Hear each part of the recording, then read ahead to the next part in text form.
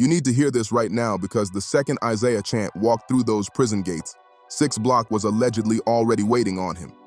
Let that sink in for a second.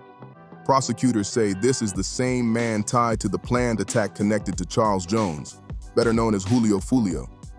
For months, investigators reportedly tracked his every move while he stayed out on an ankle monitor. But once he got locked up, everything supposedly changed fast. Reports claim the pressure started almost immediately. Before Isaiah could even settle into the unit, people were already confronting him hard, and prison life allegedly hit way different than he expected. During the trial, his own mother described him as quiet, respectful, and helpful at home, which surprised a lot of people watching the case. His defense team pushed the idea that Isaiah was not some major street figure. They told the jury he had no gang tattoos, no confirmed gang ties, and no weapons directly connected to him. The defense tried to frame him as a regular young man caught in the wrong situation at the worst time, but the jury did not buy it. Isaiah Chant was still convicted on the most serious charge and now faces the possibility of capital punishment. After already having his future hanging by a thread, reports say Isaiah's first day behind bars turned chaotic almost instantly. But this story goes way deeper than one prison incident. The whole situation had been building for a long time, and by the time it reached court, the image people saw online started falling apart piece by piece. What made this case so wild was how different everything looked once the trial started. Online, people were used to seeing a tough image tied to music, social media, and street talk. But inside the courtroom, the testimony and pressure painted a completely different picture of somebody fighting hard to avoid spending the rest of his life locked up. The focus then shifted back to Jacksonville, Florida, where investigators say one of the city's biggest street conflicts had already been active for years. A lot of people outside the state only started paying attention after Julio Foolio's name exploded online through music and viral clips. But according to investigators, the violence connected to rival groups had been going on long before the spotlight ever hit Jacksonville. On one side was 6 Block, also known as KTA, a group heavily connected to Foolio's music and public image. Prosecutors claim Charles Jones, known as Julio Foolio, was viewed as a major figure tied to that movement. On the other side, investigators focused on ATK, short for Ace's Top Killers, along with another affiliated group called 1200. Authorities said this was not just rap beef or internet drama. Court testimony linked the rivalry to multiple violent incidents over several years. Investigators claim tensions between both sides had already reached serious levels long before the music industry and social media started paying attention. This is where Isaiah Chant entered the middle of the case. Isaiah, who was 23 during the trial, was publicly described by prosecutors as being connected to ATK.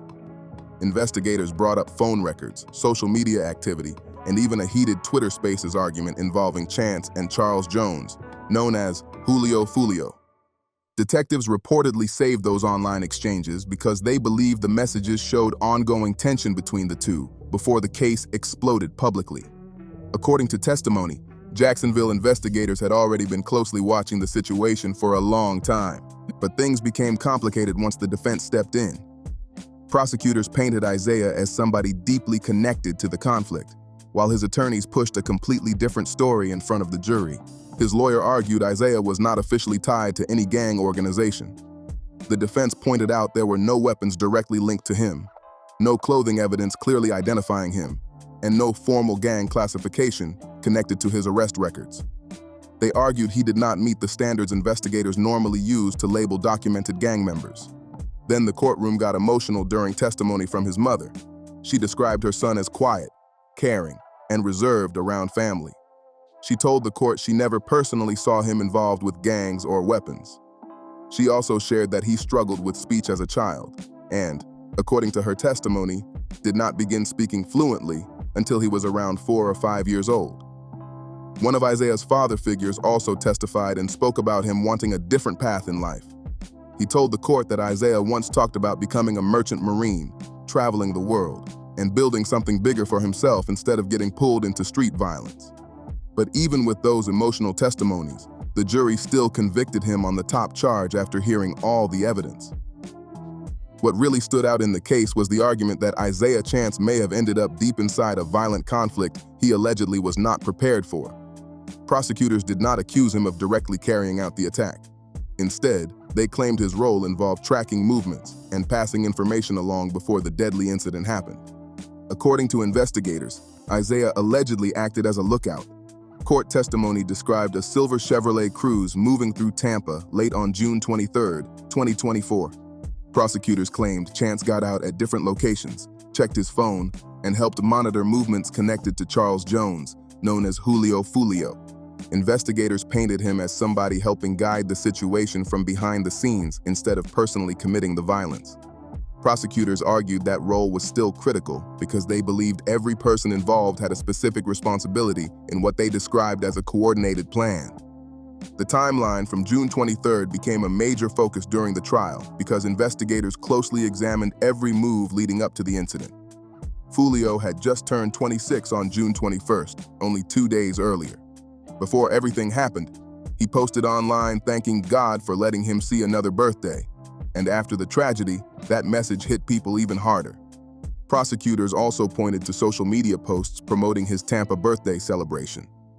According to the state's case, investigators believed those public posts gave people tracking him a clear idea of where he would be staying that weekend, turning what was supposed to be a birthday celebration into something much darker. According to prosecutors, everything allegedly started on June 14th, the day Foolio's birthday flyer appeared online. Investigators argued that was when the planning phase began. The state claimed this was not some last-minute move thrown together overnight. Prosecutors said the group had over a week to organize travel, gather information, and prepare for what they described as a coordinated mission targeting Charles Jones, known as Julio Foolio. Court testimony stated the suspects traveled from Jacksonville to Tampa on June 22nd, 1 day before the incident. Prosecutors argued they arrived early and stayed ready while tracking Foolio's movements throughout the city. By June 23rd, investigators believed the operation was already in motion. That night, Foolio and people around him were reportedly visiting multiple nightlife spots during his birthday celebration weekend. Prosecutors mentioned locations including a gentleman's club called Teasers, while describing him as somebody out celebrating another year of life. But according to the state's timeline, investigators believed Isaiah Chance and his girlfriend, Alicia Andrews, were nearby in a silver Chevrolet Cruze, monitoring those movements the whole time. Surveillance footage reportedly showed the Cruze appearing near 2 different locations connected to Foolio's group that same night. Prosecutors leaned heavily on that footage during trial. The state argued the pair never entered the venues or acted like regular customers enjoying the nightlife. Instead, prosecutors claimed they were there to observe locations, track movements, and pass information along to others involved in the case. According to investigators, a second vehicle, a Chevrolet Impala, allegedly carried the men accused of carrying out the attack. Prosecutors identified them as Sean Gathright, Davian Murphy, and Rashad Murphy. Court testimony claimed the group was armed with 2 AR-style rifles and a Glock pistol fitted with an extended magazine. The state argued both vehicles moved together throughout the night as part of a coordinated plan investigators had been tracking. At some point, Foolio reportedly left the Airbnb after too many people gathered there. He and others then tried getting rooms at the Home 2 Suites Hotel near the University of South Florida. Prosecutors said that hotel became the final stop before the deadly incident.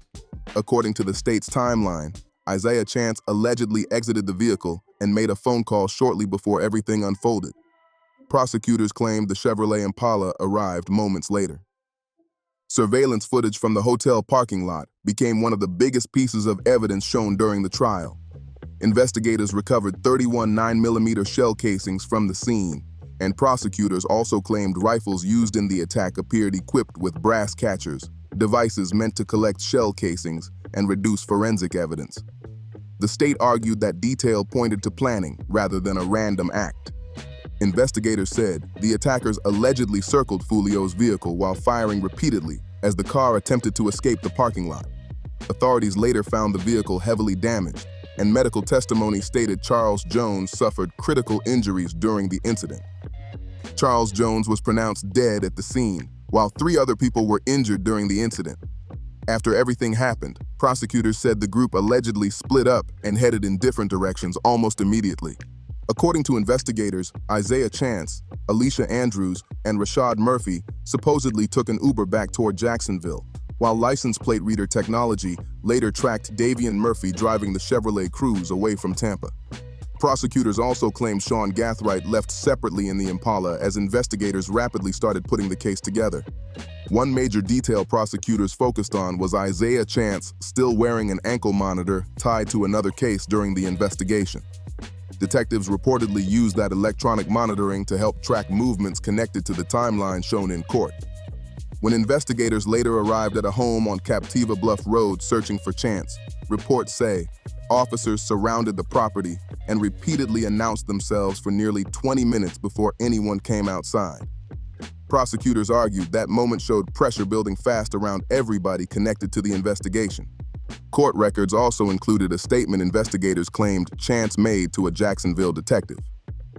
According to testimony, he allegedly said that once his ankle monitor came off, he wanted to leave the state and never be seen again. Prosecutors used that statement to argue he feared serious charges were coming and wanted to avoid arrest.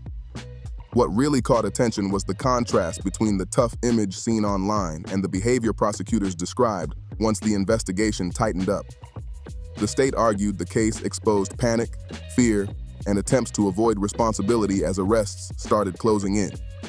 Then the spotlight shifted heavily onto Sean Gathright, whose role became one of the biggest focuses during trial. Gathright was only 18 when he was arrested in connection to the case. Prosecutors identified him as one of the alleged individuals seen in surveillance footage from the hotel parking lot that night. According to the state, forensic evidence allegedly connected items tied to Gathright not only to the Tampa incident, but also to other violent investigations authorities were examining, including a reported 2023 attempt on Foolio's life and a separate 2022 homicide case. But one moment after his arrest completely changed the atmosphere in court. Jurors were shown interrogation room footage where Gathright appeared nervous before suddenly climbing onto a table and trying to escape through ceiling tiles inside the room. Investigators captured the entire moment on camera, and prosecutors later played the footage during trial. That scene shocked a lot of people following the case because prosecutors argued it clashed hard with the fearless image often pushed online and in street culture. The state claimed the same person accused in the deadly attack was later desperately trying to escape through a police station ceiling after being arrested. Prosecutors used the footage to argue panic started setting in once reality finally caught up with everyone involved. Then the courtroom itself became tense during the trial, with reports describing emotional outbursts, disruptions, and moments serious enough that officers had to remove one defendant in handcuffs. The state argued those reactions showed how chaotic things became as the case moved closer to a verdict. With life sentences and possible capital punishment on the table, every emotional moment inside that courtroom grabbed major attention. After guilty verdicts were returned on May 8, 2026, reports said Sean Gathright became emotional in court. According to reports, a bailiff had to escort him out while he was crying in front of a packed courtroom. Cameras were rolling, and clips from that moment quickly spread across social media.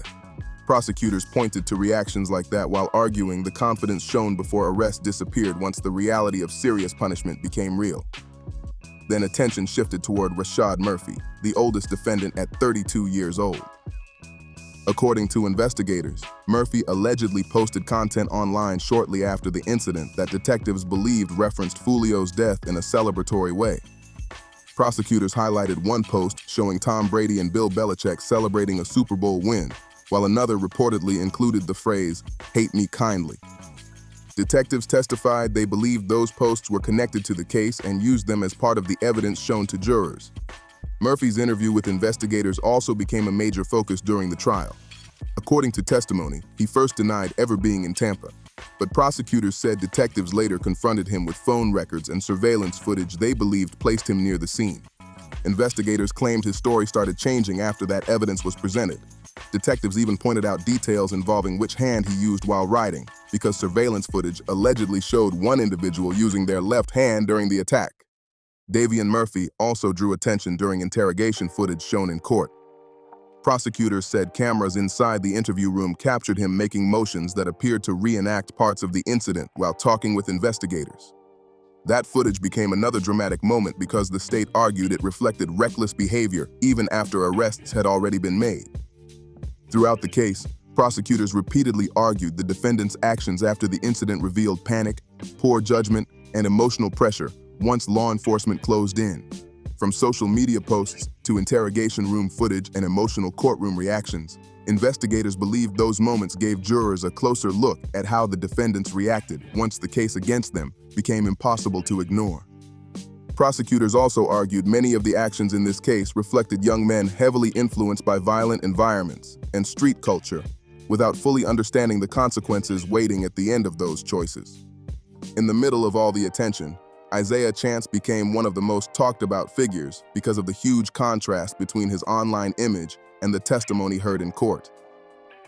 During the penalty phase, his mother described him as quiet, church-going, and reserved around family. She testified that he struggled with speech development as a child and did not begin speaking fluently until several years into early childhood. Meanwhile, his defense attorney argued investigators never officially documented him as a gang member and claimed there was no legal classification directly connecting him to organized gang activity. The defense also mentioned his interests outside street life, including testimony that he once wanted to become a merchant marine and build a different future for himself. Once the trial started airing publicly on court TV, social media exploded with reactions almost instantly. Viewers watched emotional testimony, courtroom breakdowns, and arguments from both prosecutors and defense attorneys, while people online debated the bigger picture behind the case. Some people argued the defendants seemed more focused on living up to images tied to internet culture and their environment instead of who they really were away from the spotlight. But once the guilty verdicts dropped in a Florida first-degree case connected to a nationally known rapper and a long-running Jacksonville conflict, the attention exploded even bigger. For many people following the case, the story did not feel finished after the courtroom verdicts. Once the convictions were announced, focus quickly shifted toward prison life, sentencing, and the long-term consequences facing everyone connected to one of the most talked-about rap-related cases in recent years. Online discussions immediately started heating up about what prison life could look like for the convicted men. Because the Foolio case received non-stop media coverage, many people pointed out that the defendants were entering the prison system as recognizable names, not unknown inmates. The trial streamed publicly, clips spread across social media every day, and hip-hop fans across the country followed every update closely. Inside prison systems, news about major cases can travel fast through TV coverage, phone calls, family members, and outside connections. Investigators had already spent years describing the rivalry involving 6 Block, ATK, and affiliated groups as a long-running conflict connected to multiple violent incidents. Prosecutors also portrayed Charles Jones, known as Julio Foolio, as one of the most visible names tied to that feud through both music and public reputation. Even after his passing, attention around his name and the ongoing rivalry never slowed down online. Because of that, heavy speculation spread across social media about how the convicted men might be treated once transferred into the Florida prison system. Supporters, critics, bloggers, and commentators all debated whether tensions connected to the Jacksonville conflict could follow them behind prison walls. Rumors and reports quickly circulated claiming the defendants faced immediate pressure after entering the system, with many people believing the huge attention surrounding the case made them instant targets. Throughout all of it, the case kept showing how social media, rap culture, street conflicts, and the criminal justice system had become deeply connected in the public eye, turning every update into a nationwide conversation almost overnight. For Isaiah Chance especially, people focused on prosecutors describing him as someone who allegedly helped coordinate movements and pass information tied to the incident without being accused of directly carrying out the attack. Even though his defense argued he was never officially documented as a gang member, his name and face still became connected statewide to one of Florida's most talked about criminal cases. Because the Foolio case received non-stop media attention, many believed the defendants entered prison already carrying major reputations behind them. Online commentators pointed out that high-profile cases tied to long-running street conflicts often draw immediate attention inside correctional systems, especially when inmates and families already know details through news coverage and social media. Prosecutors repeatedly argued during trial that conspiracy and participation carry serious consequences, even when different people allegedly played different roles. The state claimed helping organize or support a deadly attack could bring penalties just as severe as directly committing the violence. That argument became one of the biggest parts of the prosecution's case against all four defendants. Attention also stayed heavily focused on Sean Gathright, who was only 18 when arrested, and later became one of the most recognizable faces connected to the trial. Meanwhile, the Murphy brothers also remained under intense public attention because of prosecutors' claims, social media activity, and courtroom behavior shown during the case. At the same time, all defendants still faced the possibility of capital punishment recommendations after their convictions, adding even more pressure to an already nationally watched trial. The penalty phase officially began on May 11, 2026, pushing the case into an even more serious stage. The same jury that spent weeks reviewing surveillance footage, social media evidence, and testimony before convicting all four defendants now had another major decision ahead. This time, prosecutors wanted jurors to consider whether capital punishment should be recommended. Under Florida law, updated in 2023, at least 8 out of 12 jurors must agree before that recommendation can move forward. Prosecutors laid out several aggravating factors they believed justified the recommendation. The state argued the incident was carefully planned, coordinated across multiple people, and carried out as a targeted ambush instead of a random act of violence. During the penalty phase, prosecutors emphasized claims that the defendants traveled across the state, tracked Charles Jones during his birthday weekend, and allegedly used firearms equipped in ways meant to reduce forensic evidence left behind. Investigators also pointed to surveillance footage they believed showed suspects circling the vehicle before the incident, arguing those details suggested clear planning beforehand. At the same time, the courtroom atmosphere became emotional as family members and supporters took the stand to speak on behalf of the defendants. Parents, relatives, and close family friends shared personal stories in an effort to humanize the men now facing possible capital punishment recommendations. That contrast between the violent evidence described by prosecutors and the emotional testimony from families became one of the most intense parts of the trial. Sean Gathright's grandmother described him as a good kid with potential, while his stepfather called him intelligent and naturally curious. His sister became emotional while speaking in court, while relatives described difficult family situations and instability during parts of Sean Gathright's upbringing. Davian Murphy's defense team also focused heavily on his background. Attorneys brought up reported learning struggles, problems at home, and testimony claiming he attended around 14 different schools after constantly moving between living situations.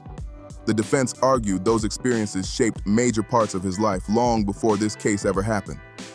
Isaiah Chance's family shared similar testimony while trying to show another side of him beyond the headlines.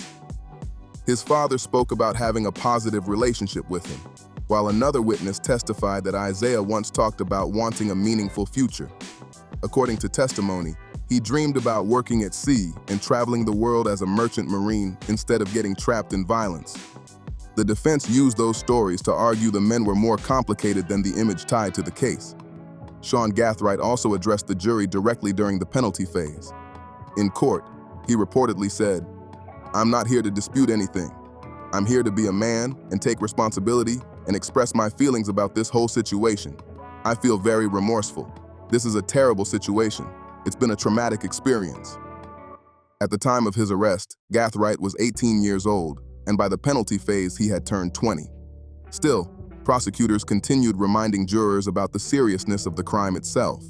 They pointed back to the deadly incident that happened while Charles Jones, known as Julio Foolio, was celebrating his 26th birthday in Tampa. Medical testimony stated Jones suffered fatal injuries during the attack, and prosecutors argued the violence of that night could not be separated from the emotional testimony being heard in court.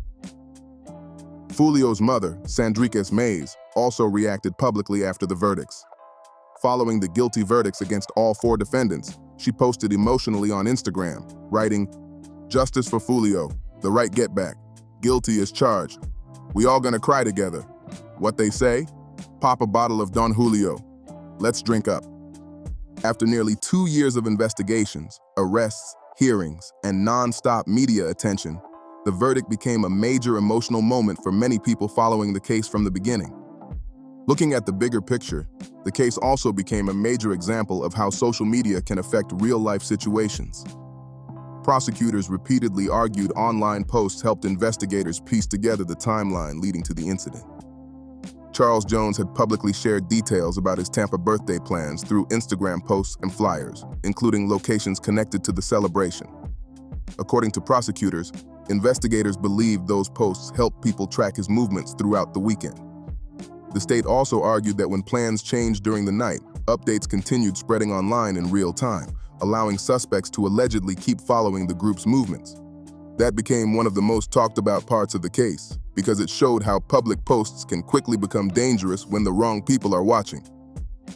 Another major discussion surrounding the trial focused on how internet culture, music, and social media can influence the way people present themselves publicly, especially younger people trying to fit certain images or lifestyles without fully understanding the consequences attached to them. The courtroom testimony, social media evidence, and emotional reactions shown during the trial pushed this case even deeper into the spotlight. During proceedings, Isaiah Chance's defense team described him as someone with no gang tattoos, no officially documented gang membership, and no weapons directly tied to him. His attorneys portrayed him as an aspiring rapper who became connected to dangerous situations through proximity instead of being a longtime street figure. But prosecutors argued that, despite those claims, Isaiah was still closely tied to the network investigators believed helped organize the attack on Charles Jones, known as Julio Foolio. According to the state, online disputes, social media exchanges, and connections to people linked with ATK placed Chance deep enough inside the conflict that prosecutors believed he became an active participant once the alleged plan came together. After the conviction, online conversations exploded about how those decisions completely changed the direction of his life. Between prison rumors, the possibility of capital punishment, and nonstop national attention, the consequences became massive almost overnight. The case also sparked wider debates about how quickly people can get pulled into violent situations simply by staying close to certain environments and conflicts. Supporters of the defense argued Isaiah was not the hardened person many imagine online, while prosecutors maintained he knowingly helped support a deadly setup that ended in tragedy. At the same time, many people following the case pointed out that high-profile violent incidents connected to long-running rivalries often continue creating consequences long after court proceedings end. Because Foolio had such a major presence through music and social media, emotions surrounding his death remained extremely intense, especially among people connected to Jacksonville street culture. Many online described the attack as far more than a random confrontation. Prosecutors argued it was a carefully planned ambush carried out after tracking Charles Jones across Tampa during his birthday weekend. Because of that, tension surrounding the case stayed high even after the convictions. Once the defendants entered prison after such a nationally known case, rumors about pressure and possible retaliation immediately started spreading online. One of the biggest talking points became the irony surrounding the situation. Prosecutors described a group accused of traveling across the state to carry out violence, only for rumors to later surface claiming the convicted men themselves faced pressure after entering prison. For many people watching the story unfold, that cycle of violence felt like a harsh reflection of the same conflict that had already taken multiple lives over the years. Another major online debate centered around Sean Gathright becoming emotional in court after the guilty verdicts were announced. Social media reactions were split. Some people mocked the tears, while others pointed out he was only 18 when first arrested and still very young while facing the possibility of spending the rest of his life behind bars. That courtroom moment became one of the most shared clips from the entire trial, but what many commentators focused on was the timing of the emotion. Online discussions quickly shifted toward how fear, regret, and remorse often appear only after arrests, convictions, and serious sentencing possibilities become real. Prosecutors repeatedly argued the planning behind the crime showed preparation and coordination long before anyone ever stepped into a courtroom. For many people following the case, the contrast between confidence before the incident and emotional reactions afterward became one of the clearest examples of the difference between public image and real-life consequences. The social media persona, online feuds, and street reputation suddenly looked very different once prison sentences and possible capital punishment entered the picture. Throughout the trial, prosecutors argued the defendants built public identities around internet conflicts, violent music culture, and social media behavior tied to a long-running street rivalry. But after arrest happened, a completely different image started showing up through testimony, surveillance footage, and courtroom reactions. Jurors saw interrogation footage, emotional outbursts, social media posts, prosecutors described as celebratory, and testimony from family members describing struggles, goals, and different sides of the defendants' lives. One moment involved an attempted escape through an interrogation room ceiling. Another involved emotional testimony about dreams of working at sea as a merchant marine. Then came courtroom tears, remorseful statements, and emotional reactions after the guilty verdicts were read. Those moments created a sharp contrast between the image seen online and the reality unfolding inside the courtroom. Prosecutors argued that beyond the headlines, music industry attention, and gang allegations, the case came down to 4 men between the ages of 20 and 32, allegedly making a deadly decision that permanently changed multiple lives. One of the most talked about details online was that Sean Gathright was only barely into adulthood when prosecutors claimed he traveled to Tampa carrying a rifle connected to the incident. At the center of everything was the death of Charles Jones, known as Julio Foolio, during what was supposed to be a birthday celebration weekend. Prosecutors said he shared flyers online, booked an Airbnb, visited clubs, and later tried getting a hotel room after plans changed that night.